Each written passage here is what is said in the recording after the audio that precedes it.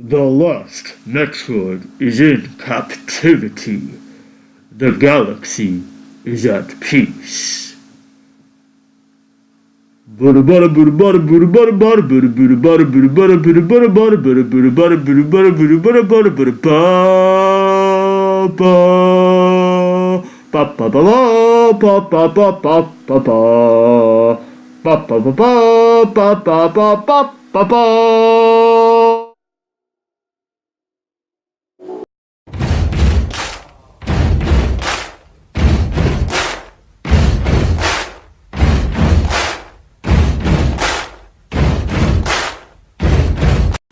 Hi everybody, welcome to my channel if this is your first time. Today I'm going to be reviewing the video game Super Metroid for the Super Nintendo Entertainment System. Now, fun fact, today actually marks my 25th birthday. I am 25 years old, so I am now a quarter century old. Pretty crazy. It feels like only yesterday I turned 21, but that's beside the point. So, Super Metroid is the third game in the Metroid series. It takes place after the events of the first Metroid and the second Metroid. In the first Metroid, Samus went to this planet called Zebes to eradicate these basically these life-sucking parasites known as Metroids, and to defeat an evil supercomputer known as Mother Brain. In the second game, she goes to the planet SR388 to completely destroy basically every Metroid in existence, except for one Metroid hatchling or Metroid baby that she decides to take to a lab. Now, after she takes the Metroid to a lab, Samus Aran's arch nemesis Ridley, who's sort of this giant space dragon, comes in and steals the Metroid and flies back to planet Zebes. Samus follows him in hot pursuit, and when she gets there she finds that the evil space pirates have reset up their base there and even built the evil supercomputer Mother Brain and rebuilt it to be stronger than ever. Now, throughout the rest of the story, Samus basically has to run, gun, shoot, and turn into a small ball, roll through, solve puzzles, and fight bosses to find this small Metroid and ultimately destroy the Mother Brain for once and all.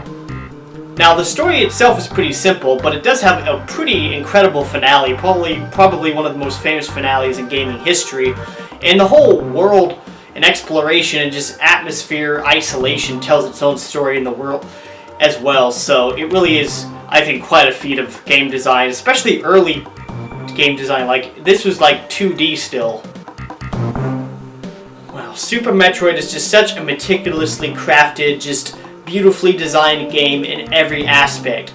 The game just absorbs you, hooks you from the moment you boot up the game. Every single area you go to in this game is entirely different in look, feel, and music. Like, whether it's the rainy opening section that Samus goes to, the jungle-like Brinstar, the fiery Norfair, the waterlogged Meridia, there's even like a ghost ship that's sort of crashed there, just everywhere in this game, and I really mean everywhere. It's just so beautifully built.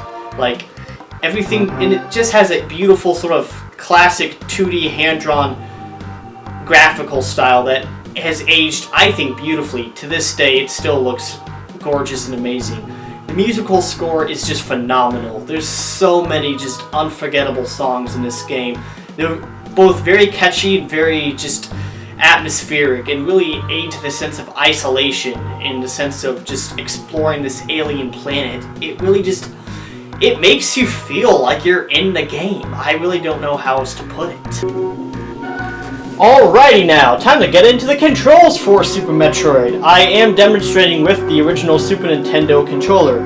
So to move Samus, you simply use the D-pad to move her left or right. You can also crouch with using the bottom D-pad, and crouch a second time pressing it to turn into Morph Ball mode. Now, while in Morph Ball mode, you can press the X button to use Samus Aran's power bombs. Now, to shoot, you simply press the X button. You can also aim with the L and R buttons on the shoulder pads of the controller. You can also equip different items with the select button. Now, in this game, it's really cool. You can actually move while shooting, and it's very fluid and fun.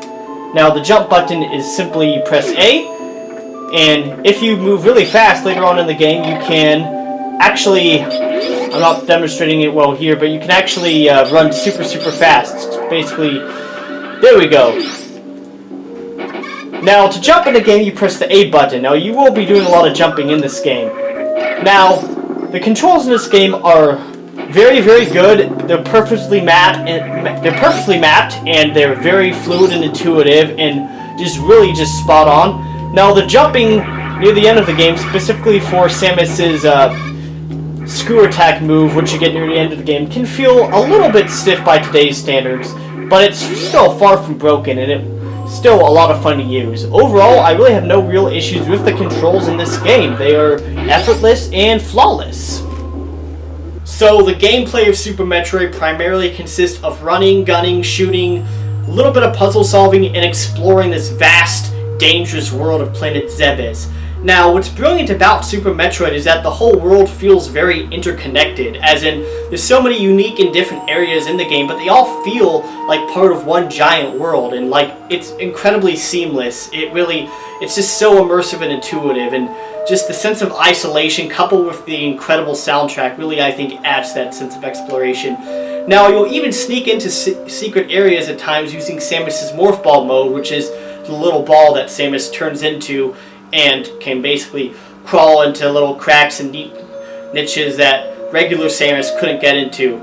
You know, why can't Metroid crawl? What really adds to the gameplay for me is just how interconnected everything feels. Just like, even though there's so many different places, everything's interconnected. And I also feel like the game does an amazing job of really sort of balancing having a non-linear gaming experience with a clear sense of progression and becoming more powerful. But the game also includes several just incredibly fun and well thought out boss battles. They're all unique and different, and they're all pretty challenging too. In fact, I'm going to give you a little tip as to how to defeat one of the more challenging bosses of the game. So here in this section, we're fighting sort of this fish monster. So the first thing you'll want to do is equip your missiles and shoot these cannon things a couple of times. That'll get them to be destroyed, and you can see there's sort of an electrical current running inside them. Now, basically those three fish are sort of like I guess they're like hatchlings of the big giant fish that's about to show up.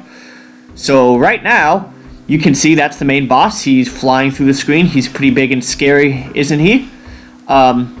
So what you want to do is try to avoid his attacks as best you can. Now this boss is a little bit harder to avoid, so you'll just have to do the best you can. Sometimes Morph Ball mode and getting into the corner will help. Now, he's gonna grab you. Now, when he grabs you, what you're gonna want to do is you want to equip your grapple beam, and you want to wait until he gets really close to one of these electrical current things, as you can see.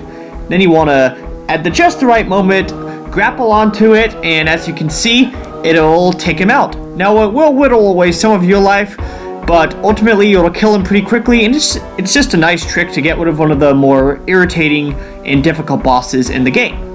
With tight controls and just amazing gameplay and atmosphere, the gameplay in Super Metroid is second to none. There's just even a lot of variety to the gameplay. Like, you're always going to be finding and discovering new hidden secrets, and there's just so much replay value too, given that there's multiple endings, so many upgrades to find, and it's just such a fun game to play, even in its own right. It sort of goes back to the day where, you didn't need, to have fancy high-definition graphics or even an incredibly riveting story to really engross and immerse you in a game. What you needed was incredible gameplay, atmosphere, music. If you got that down, then you got a great game. In Super Metroid, it got that down. I'm going to talk a little bit about the legacy of Super Metroid, because this game did leave quite a lasting legacy. In fact, future Metroids have actually sort of taken note of what Super Metroid did, in order to basically try to, in many ways, it's sort of seen as the benchmark for the Metroid series. Even Metroid Prime, the first 3D game in the series, borrowed plenty of inspiration from Super Metroid.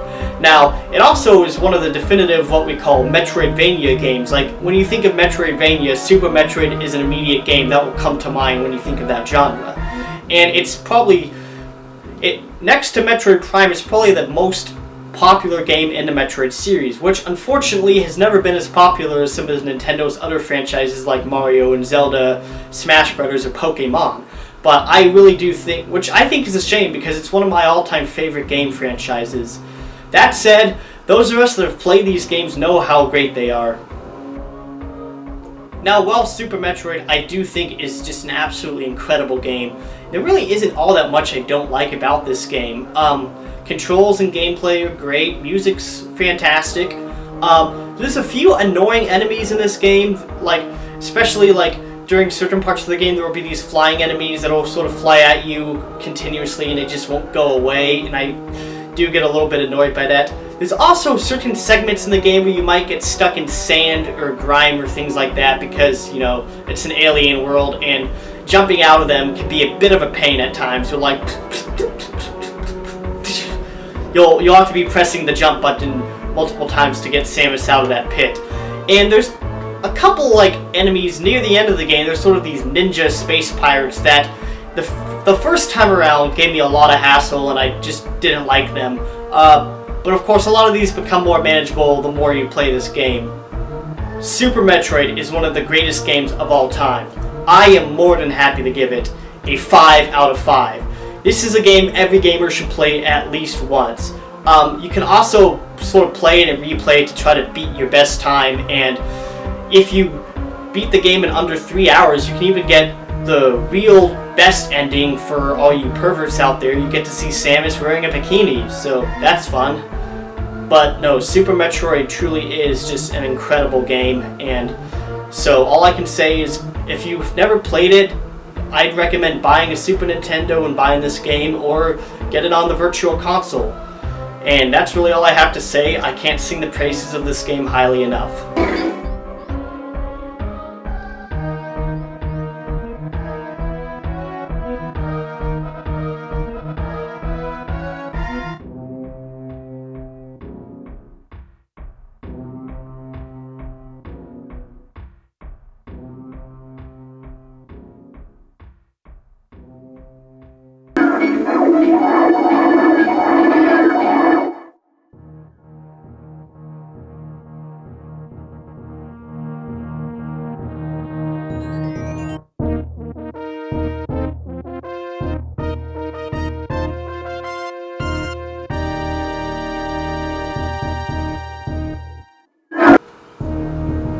I just want to say thank you very much once again for watching my videos.